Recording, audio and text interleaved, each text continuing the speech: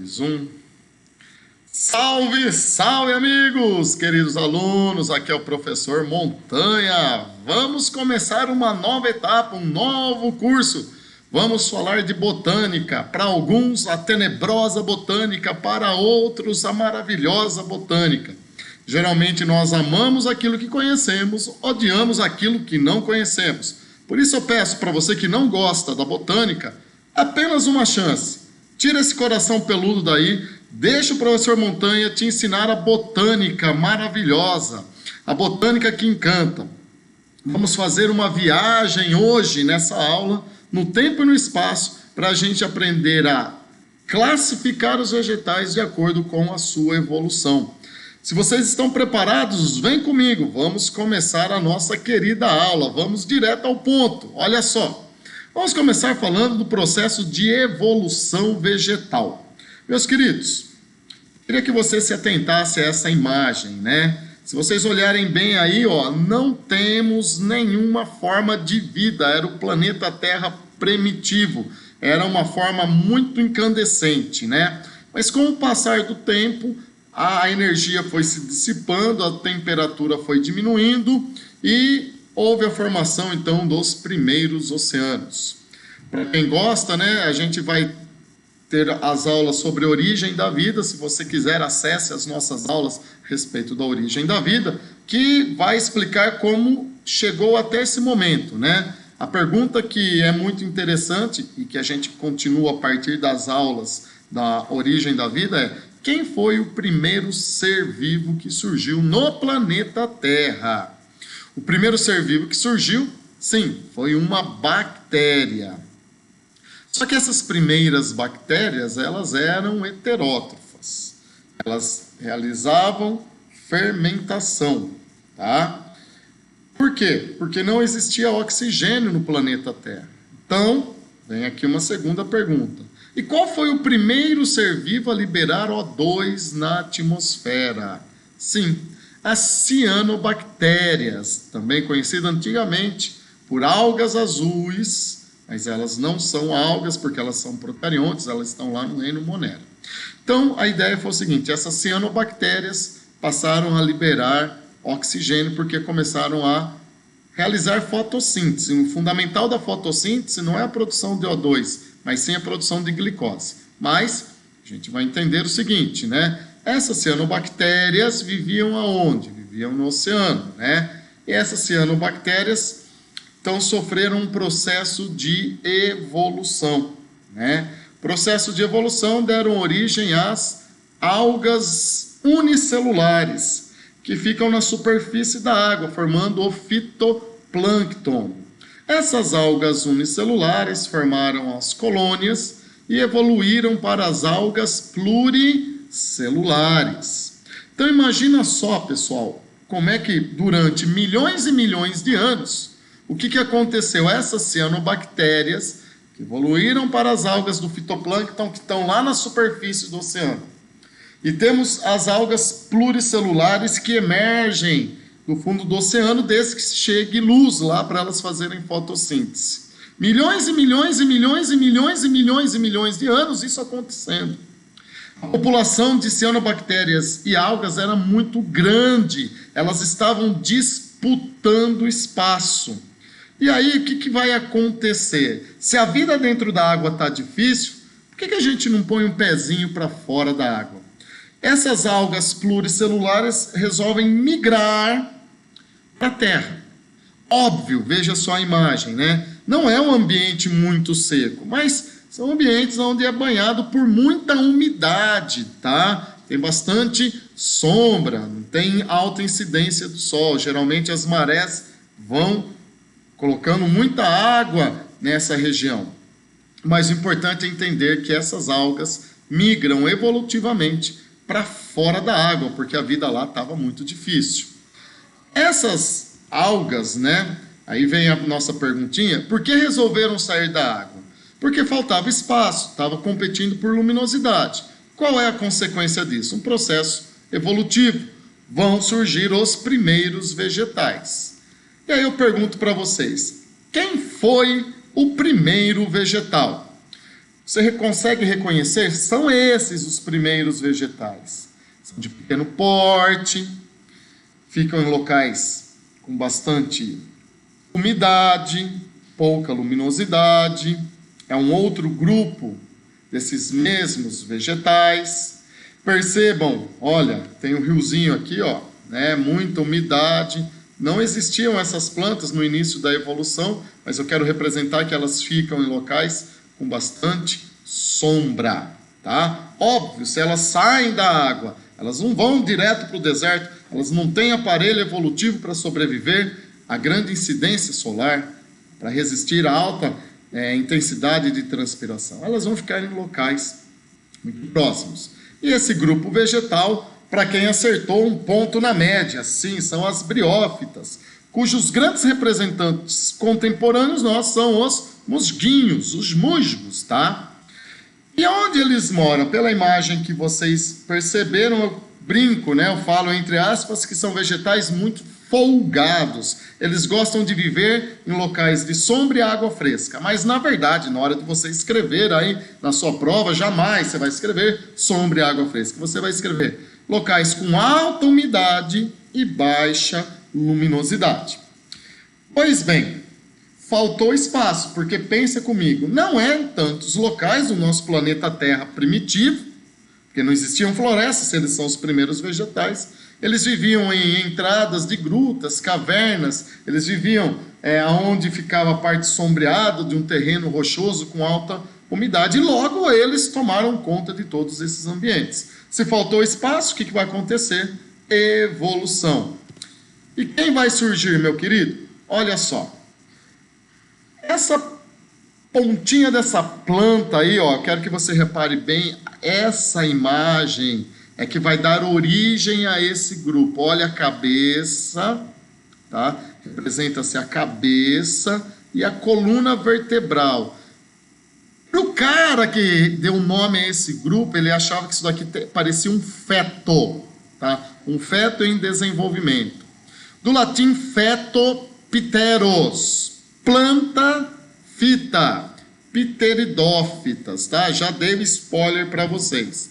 Nós temos aí algumas espécies, aí a variedade de formas dessas plantas é bem maior, né? Temos inclusive o samambaia-açu, que chega a 3 metros de altura. Então, quem surgiu? Com os spoilers dados, nós vimos as samambaias, que pertence ao grupo das pteridófitas.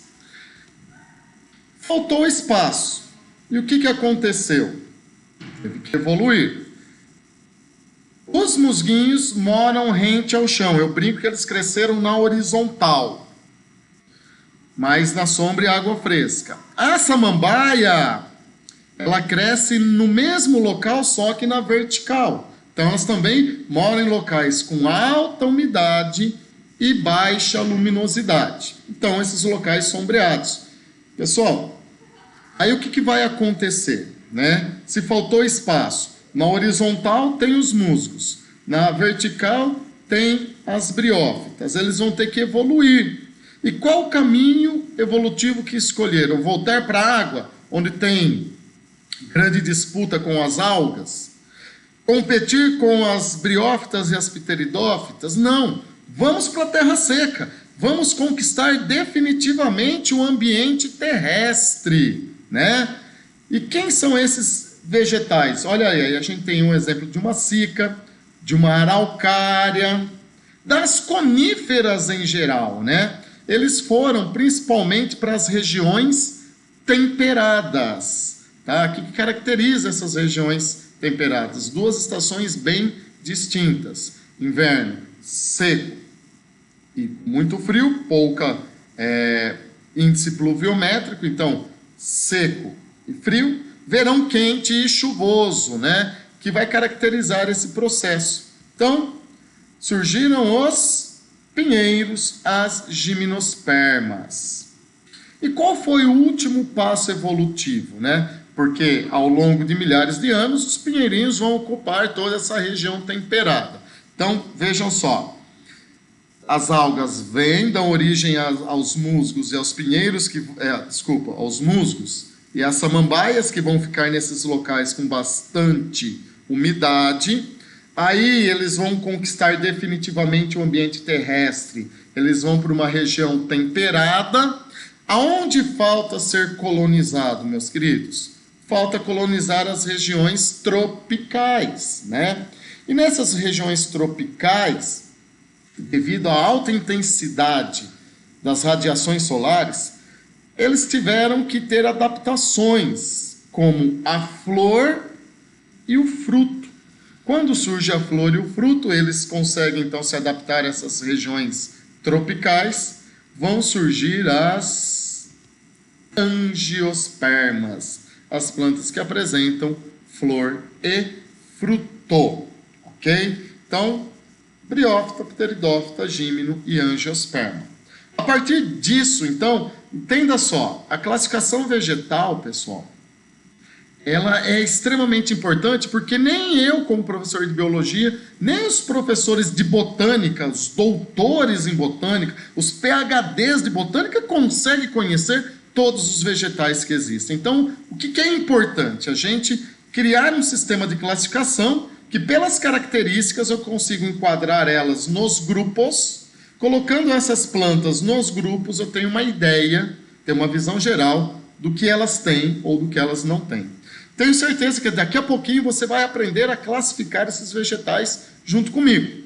Então, para classificar os vegetais, teve que se criar critérios. O primeiro critério, então, é se elas são criptógamas ou fanerógamas. Vai ter uma referência para fazer essa classificação. Dentro das criptógamas, nós temos briófitas, pteridófitas, gímeno e angiosperma. Ok? Bom, vejam só, pessoal, que criptógamas e fanerógamas, ambos apresentam um sufixo em comum, tá? Vamos falar desse sufixo. Gamas vai lembrar a palavra gametas. Então, criptógamas, fanerógamas vai ter alguma referência com gametins, tá? A palavra cripto significa oculto. No seu celular, a hora que você vai começar uma conversa nova com alguém pelo WhatsApp, aparece lá uma faixa amarela falando: essa linguagem é criptografada, ou seja, é uma linguagem oculta para as pessoas que tentarem hackear essa conversa. Eles não vão conseguir decifrar, né? O que o super-homem faz quando vê a criptonita? Ele se esconde. Então, criptógamas são gametas ocultos, gametas escondidos. Para você que é gênio ou não é gênio, fica fácil definir o que são fanerógamas. São plantas que apresentam gametas visíveis, ou seja, vai existir uma estrutura que vai falar: aqui estão os gametas. Pois bem, e aonde ficam os gametas em uma planta? Olha só, nós vamos agora fazer uma referência à flor, tá? Então, criptógamas são aquelas plantas que não vão apresentar estrutura reprodutora visível. Hoje podemos guardar que é a flor, mas é flor e estróbilo. Professor, eu não sei o que é estróbilo. Assiste a aula de gimnosperma. Quando a gente chegar em gimnosperma, eu apresento o estróbilo para você. Hoje é uma adaptação. Plantas que apresentam flores serão fanerógamas. Plantas que não têm flor serão criptógamas, tá? Mas a melhor tradução para isso é a seguinte: criptógamas, flores ocultas, está lá entre aspas. Na verdade, estrutura reprodutora oculta. Fanerógama, flores visíveis. Na verdade, estrutura reprodutora visível. Ok? Vamos ver se vocês aprenderam a classificar. Vai aparecer aí uma imagem, você vai falar para mim se ela é uma criptógama ou fanerógama. Sim, não estamos vendo florzinha, portanto ela é uma criptógama. A samambaia é uma criptógama. Ah, o pinheiro é criptógama, professor. Calma, vou dar um zoom. Olha o que o pinheiro tem. Esse é o estróbilo, meu querido. Esse é o estróbilo. E dentro desse estróbilo tem os gametas. Ah, é, professor? É, então, os pinheiros são fanerógamas. Fanerógama, fanerógama e o capim. É fanerógama ou não? Pessoal, nem sempre a flor é colorida, é cheirosa, é grande, tem destaque. Existem flores e essa é uma flor, tá? São flores que não são coloridas, e aí tem a ver com a forma de polinização. Então a gente tem que tomar um pouquinho de cuidado, que às vezes tem alguma pegadinha, tá? Ok? Mas basicamente, criptógama vai apresentar estróbilo, não vai apresentar estróbilo ou flor. Fanerógama vai apresentar estróbilo ou flor, ok? Então vamos falar um pouquinho dessas criptógamas. Dentro do grupo das criptógamas, nós temos as briófitas e as pteridófitas. Bom, briófita significa, então, o sufixo fita, planta. A palavra brio, simples, planta simples, ou seja, foram as primeiras plantas que surgiram. Os ancestrais delas são as algas, tá? Aquelas algas que resolveram pôr um pezinho fora da água. Vamos falar então aí de algumas características importantes. Briófita, grande representante, musgo. O musgo, ele é de pequeno porte, como você viu lá nas nossas imagens iniciais. E tem um motivo. E esse motivo é marcante, tanto é que eu coloquei em destaque. Elas são avasculares. Sem vascular, sem vasos condutores. Os vasos condutores, que seria o equivalente aos nossos vasos sanguíneos, óbvio que a planta não tem sangue, né? Mas são canais que transportam a água da raiz para as folhas e glicose das folhas distribuindo para todas as plantas. A ausência desses vasos, essa não vascularização, faz com que os nutrientes sejam distribuídos por difusão ou por osmose. E isso limita o tamanho delas. E o único grupo de plantas avascular no reino vegetal são as briófitas. Então, se aparecer algum exercício para vocês, plantas de pequeno porte avascular, nem lê mais nada, vai lá, faz xizinho na briófita. Enquanto, as pteridófitas, como eu já tinha dado spoiler lá no início da aula, são plantas que têm a forma de feto lá na pontinha. Cara, grande... Isso daí. Não se preocupe com isso, tá? Se interesse nessas características. Quem são as grandes representantes das pteridófitas? As samambaias. Compara o tamanho de uma samambaia com o tamanho de um musgo. Sim, apresentam grande porte. Porque surge neles a vascularização. Surgem os vasos condutores. Vasos condutores são tecidos. A partir do momento que você tem tecido organizado, já é possível apresentar órgãos. Briófita não tem órgão. Ele tem o prenúncio da raiz, tem o prenúncio do caule, tem o prenúncio de folhas. As pteridófitas já apresentam os 3 primeiros órgãos. Apresentam raiz, caule e folha. Ok? O processo evolutivo continuou, surgiram as fanerógamas, que tem a gimnosperma e tem as angiosperma. Pessoal, sufixo esperma. O que significa esperma? Tenho certeza que alguma vez você já chegou e falou assim: mamãe, como é que eu fui parar dentro da sua barriga? Sua mãe apontou e fala, pergunta pro seu pai. Aí seu pai chegou e falou assim: o papai colocou uma sementinha dentro da mamãe. A palavra esperma significa semente. Ele não mentiu para você. A palavra esperma, sim, é semente. E olha só. Gimno, nuas, sementes nuas, ou seja, não tem proteção. Quem são os vegetais que representam principalmente o grupo das gimnospermas? Os pinheiros, as coníferas, tá? E como anexo evolutivo surge a semente que não tinha nas pteridófitas. E anjo, para que serve seu anjo da guarda? Para proteger. Para que serve o anjo do esperma? Para proteger a semente, Então, qualquer planta frutífera. Tem gente que gosta de mangueira, E as mangueiras são angiospermas porque apresentam fruto. Ok, pessoal? Então, olha só. Vamos analisar agora o processo evolutivo. O que pteridófita passou a apresentar que briófita não tinha? Vasos condutores.